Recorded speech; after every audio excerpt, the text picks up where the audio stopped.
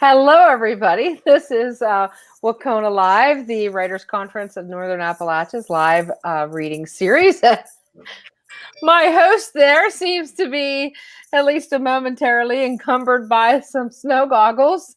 So were you skiing today, Damien? I was. My daughter and I had an opportunity to go skiing today, and the slopes were wonderful.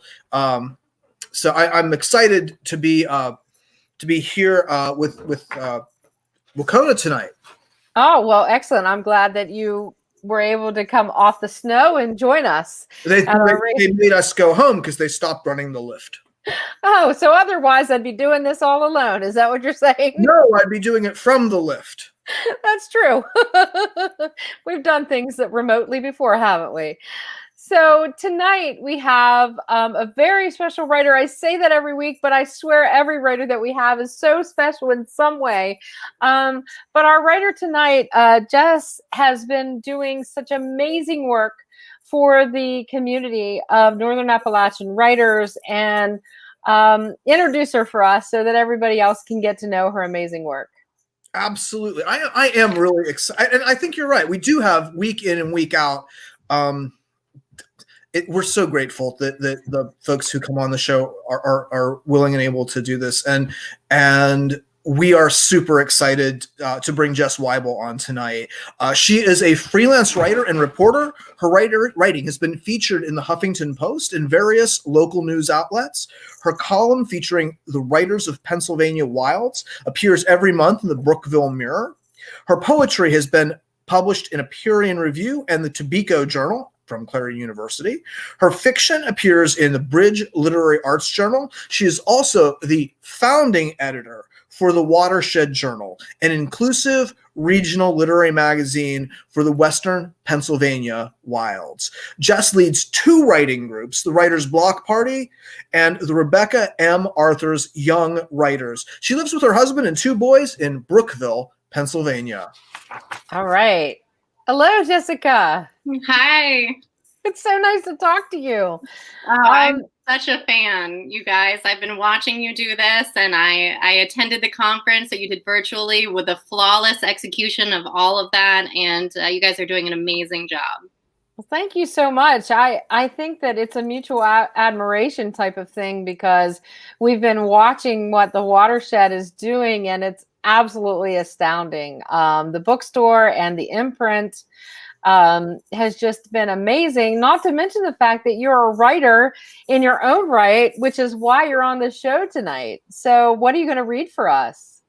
Well, my first book was published back in May, just in time for the pandemic and lockdown. So, but it's Dead Letters.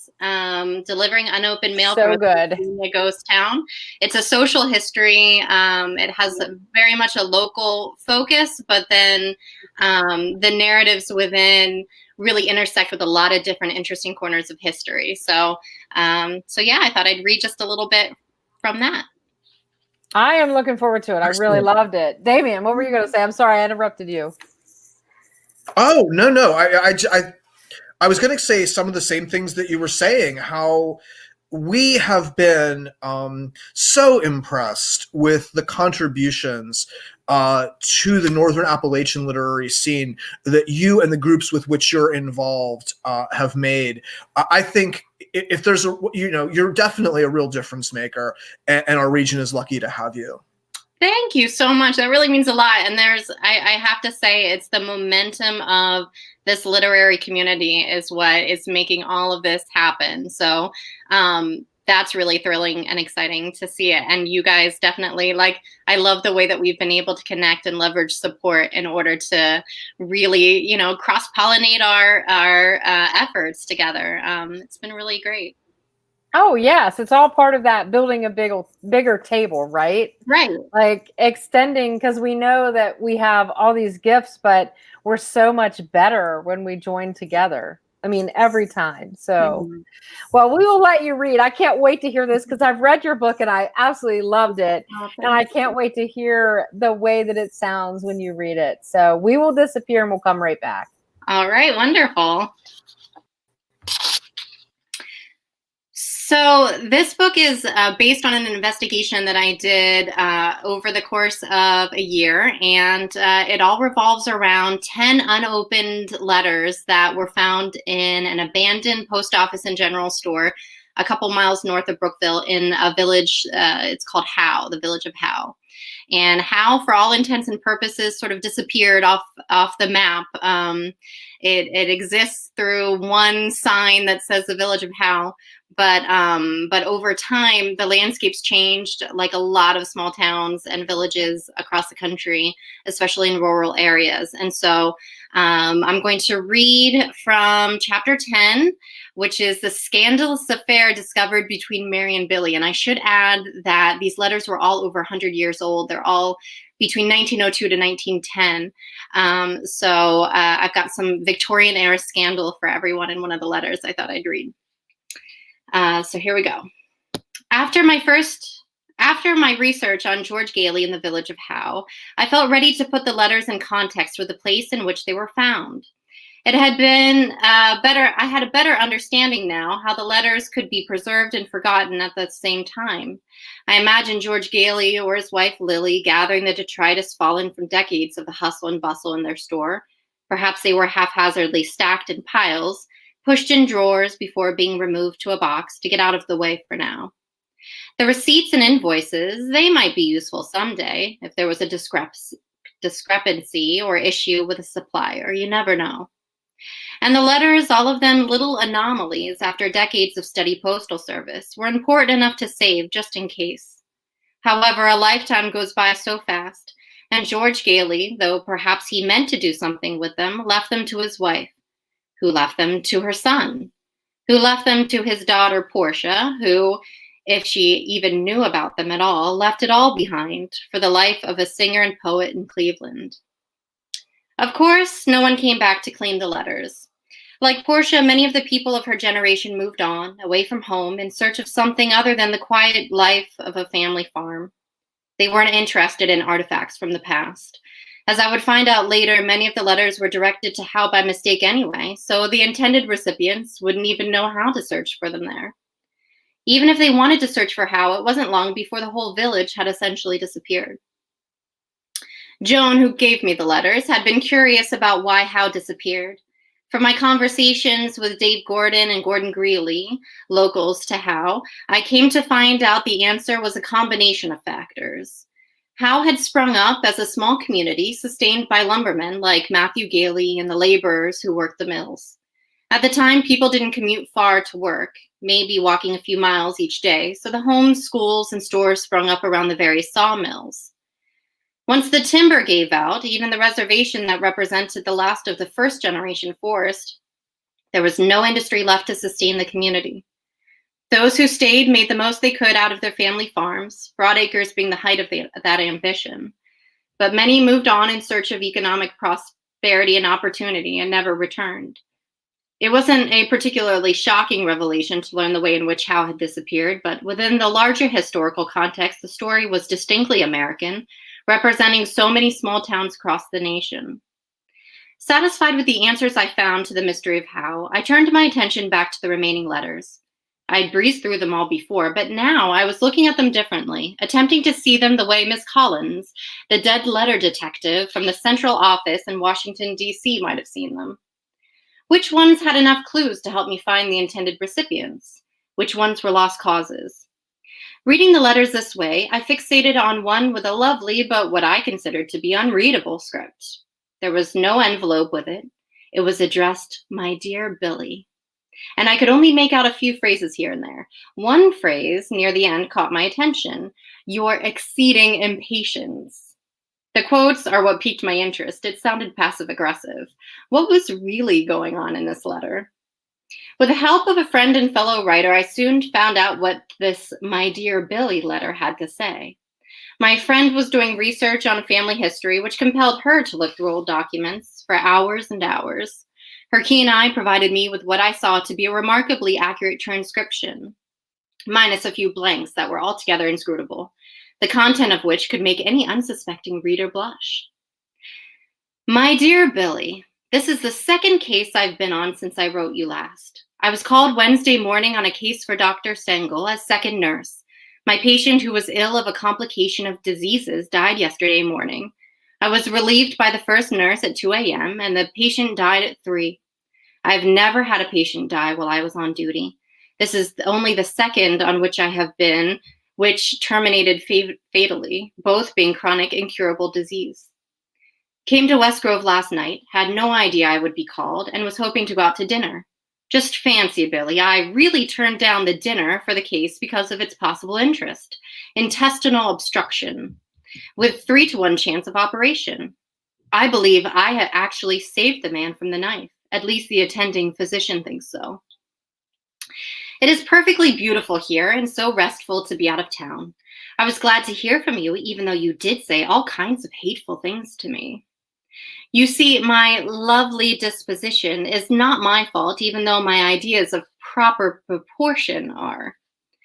I know, Billy, I am entirely inadequate to cope with the attractiveness and personal charms of a certain young lady from Philadelphia.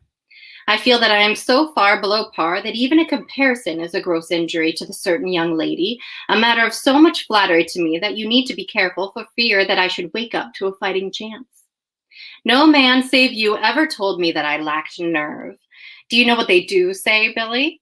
Mary, you're a blank. Couldn't figure it out. Girl. So there you are. I lack nerve. Why, Billy, I thought you knew me, and I find that to me you attribute all the graces of foolishness and the sobriety and primness of a country schoolmarm. How you differ from the doctor. He says the only thing to curb my spirit and take the mischief out of me is to be married and have a large and flourishing family. Then, where would your divine 15-inch waist be? Did I not tell you in my last letter how positively I cared for your wishes and opinions? Don't give up, Billy, else I'll accuse you of faint heart. I fancy you must have been blind not to have seen that I accepted your proposition. I mean absolutely to order the corsets. If you want plain facts, the first opportunity I have, which will be when I leave this case and get back to town. I shall certainly send the bill. We definitely sent you the bill, and thereby glory in the fact that you are a good many dollars out of pocket, and I the proud possessor of a pair of slimming corsets, which will give you the desired results. Now are you satisfied? However, I can't get over the hope of someday laying them away in lavender because of the fact that they were purchased with a mad idea of trying to beautify an impossibility. I even have the nerve, the bravado, to meet my fair rival for lines boldly and unflinchingly. I'll go to the limit to win, and I'll win them. If you still prefer a certain young lady of Philadelphia, it will be because her type is more to your fancy, not because her lines are more beautiful. Nerve? Yes, Billy, we do have some memories. Something about the opera. You and me. By the by, think of me in a black silk bathing suit, or can't you stand it? Please pardon the delay. I'm afraid your exceeding impatience will have ended in a case of prostration. Still have some of the candy, for which I again thank you. Yours, Mary. I could hardly believe it. Think of me in a black silk bathing suit, particularly for the period given in the Victorian era primness. This letter had the potential to cause a real scandal should anyone find out about the exchange. And certainly someone had read it because Billy had either taken it out of its envelope and discarded it at the post office, or it was somehow intercepted before it was delivered. But again, why was it kept for all these years? Unfortunately, Mary hadn't even signed the last name or addressed Billy by his surname, so it would take a miracle to find out the rest of this story, as tantalizing as it was. I imagine Miss Collins shaking her head disapprovingly as she tossed this letter aside. Or perhaps she smiled to herself at Mary's desperate audacity. Maybe she too once had a Billy in her life. I folded the letter carefully and put it back in my yellow binder. Mary would keep her secrets, and maybe it was just as well that she did.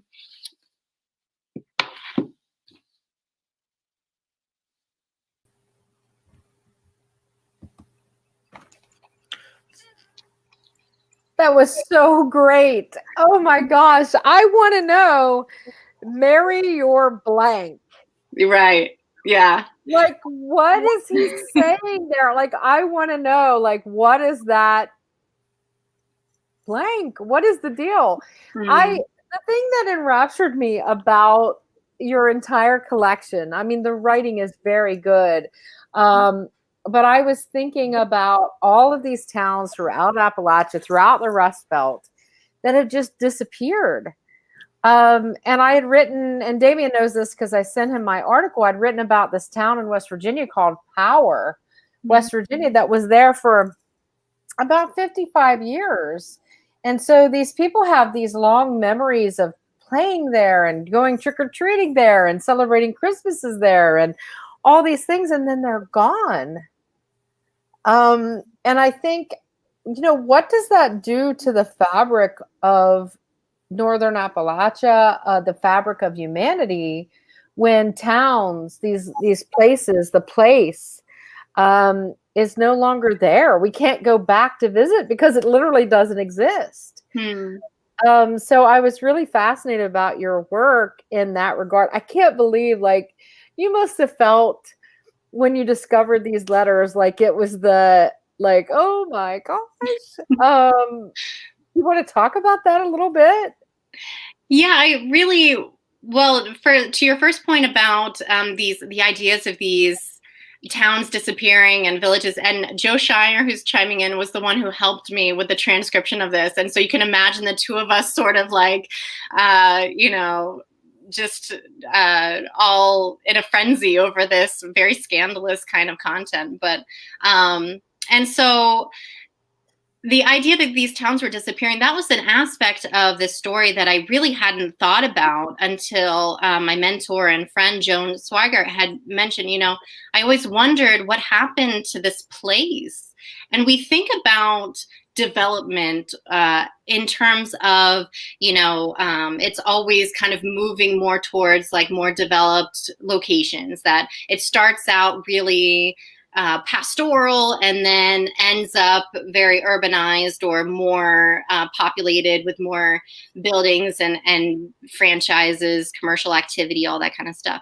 But really the history of America is across the world, I'm sure, it kind of has these moments of, there are many places that were developed as bustling communities that, as population trends differed, became, sort of absorbed again by nature. And I think that we forget that really does happen, that, places can be lost entirely. So that was one part of it. But then finding the letters, and initially this one happened to be open, but 7 of the 10 were completely sealed. So I really had no idea what I was going to find. And in your mind, you can imagine all the kind of things that, mysteries and relationships and all of this kind of thing. So this one, I think, was the most, like I said, scandalous, but in finding the other letters and finding the context and learning more about the people, many of the other letters were more revealing as I was able to investigate. And so that was a really rewarding part of it too. Yeah, for sure. I mean, I don't know. As somebody who loves history and does a lot of work with history and writing, I just can't imagine what that moment must have felt like. Because, I had a student once who found a dumpster of letters that were written during the Civil War in Greene County, Pennsylvania. Wow. And when she told me about this, I'm like, oh, and she's like, what? And I'm like, oh my God, this is history as it was happening, as these people were living it. And that is completely different than just looking back and saying, well, my grandmother told me or whatever. Damien, I'm sorry. I've been just talking the whole time. What do you have to add to this? No, I really like what you guys are saying. And one of the things, Jess, that you'd said initially that made me, when I was researching my novel set in the 1920s, I talked with my grandmother, this was a while back, and the normalcy of living on a family farm. And that was her childhood and everyone she knew's childhood. was this is how everyone at that moment, or I shouldn't say everyone, but everyone with whom she was conversing. Well, we all lived on farms, and we'd meet in the center, and somebody would bring a guitar or some other kind of instrument and get together, and that would be our social life. There wasn't this wasn't commercial in any way. And the idea that was very normal for a period of time, and then and some people being satisfied with it, and other people chafing, with that as a way of being in the world. I mean, it might make you want to interact with a certain young lady from Philadelphia, so you don't end up with a case of frustration. Yeah. How fun.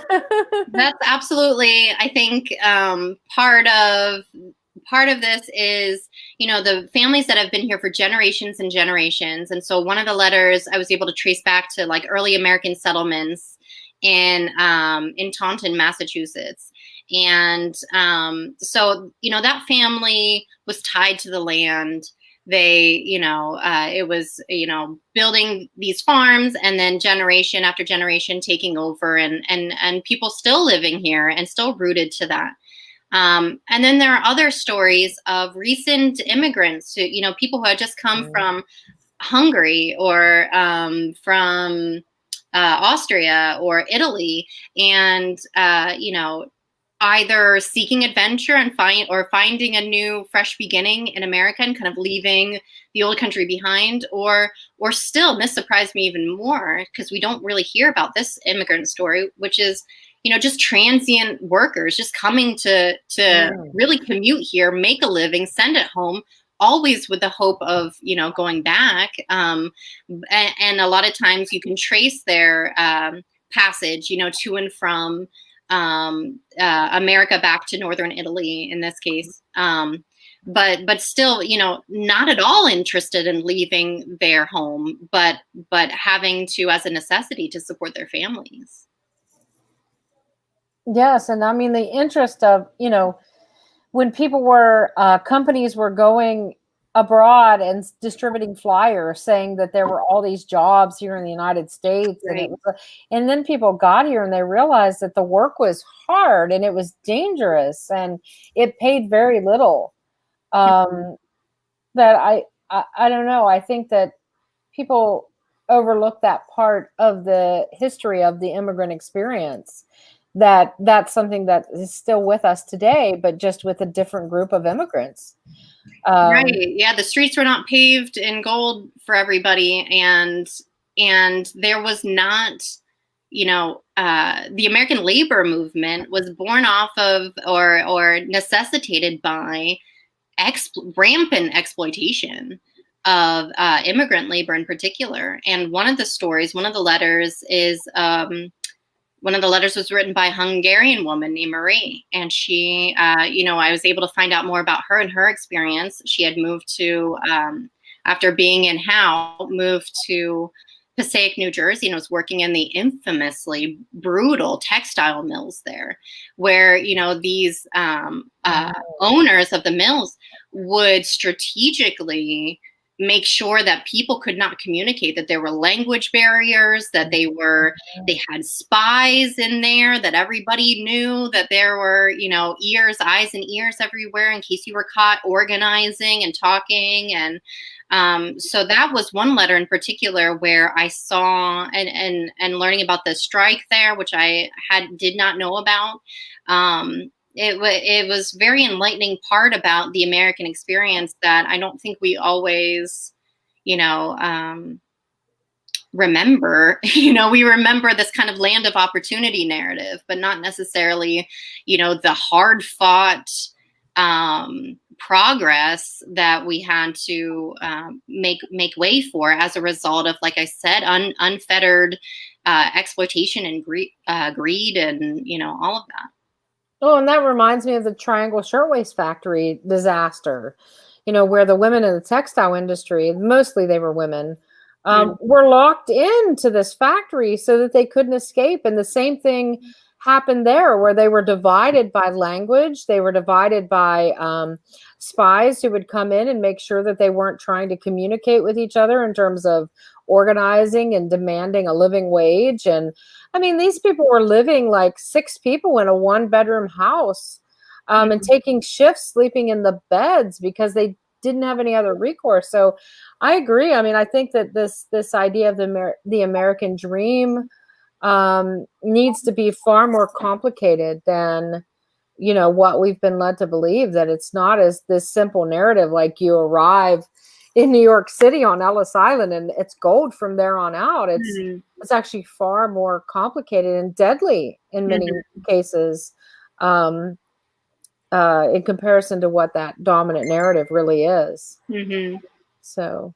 No. Certainly this was true in the steel and the coal industry. All of it prior to the National Labor Relations Act in the early 1930s, when people were finally given the legal protections to organize. Yeah. Still, even up into the 40s, there's a lot of folk songs, talking about, you can always tell a stool by the yellow stripe running down his back. He doesn't have to stool. He'll always get along. He'll, making his living, stealing the pencils out of blind men's cups. A lot of folk songs were written about this, and I think it only ended it with the Second World War. Well, and I would argue that we haven't ended it, that we've seen a reprisal of those anti-labor movements in the United States. Like West Virginia is a right-to-work state. Who would ever imagine that, the coal state would become a right-to-work state at some point, when we had some of the strongest unions in the country at some point? So, yeah, I mean, I think that your work, Jessica, and revealing the backstory behind these letters is so, so important, because not only do we get the voices of the people who lived it, but you put them in the context of what was actually happening at the time. And that's some real truth telling, I think, and something that we need to hear more of. Yeah, I think that one of the strengths here is these are stories of very ordinary lives, very, very common, themes and experiences. But when all you're hearing, and when history is only shining a light on the Rockefeller experience and the Carnegie experience, and all of these people who just became phenomenally successful, like those are important stories too, and they are also part of the American experience. But it was not the reality. A lot of times it was, luck, opportunity, and grit and determination all had to convene at the same moment in order for those people to succeed. And there were people with, in a lot of cases, one of the letters was written in Yiddish, and it was about a businessman or it was written to a businessman in Pittsburgh. And he and his brothers had all immigrated at very young ages and had all been working to make their way and build their business and prosper, and had some great success in that. But I would say, and certainly people can decide when they read the book, but it a lot of them experienced great loss and tragedy. I mean, it came at a real cost for all of them. And so that complicated look at these stories shows that, it's not, it's just not all gleam and glitter from here on out. Yeah, I mean, I think that when we ignore the role of the everyday person, I mean, this country was built on the backs of workers. And even though we might have had the Carnegies, and other people like that who were orchestrating it on a grander scale, none of it could have existed without the miner, without the steel worker, without the glass worker, without the everyday laborer. Textile workers that you were just talking about. Yeah, I mean, I think that those things bring, what you have done in this book brings to light, the fact that history might be written by and for these major prominent figures, but in reality, the real history is the common everyday person that is doing the work to keep this country going. So I appreciate it so much from that perspective.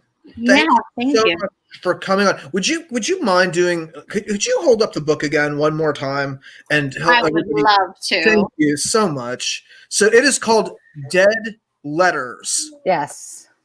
And you can find this book, this vital piece of American history, available at bookshop.org/shop WCONA Live.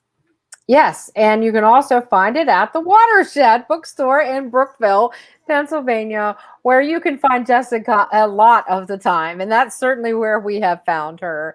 Oh my gosh, I love when you guys stop in. It's wonderful to see you and to geek out over, I mean, our growing table of local and regional authors. I just love to see, you know, new books piling up and the table kind of overflowing with all of this great work coming from the region. I have a new one to bring you.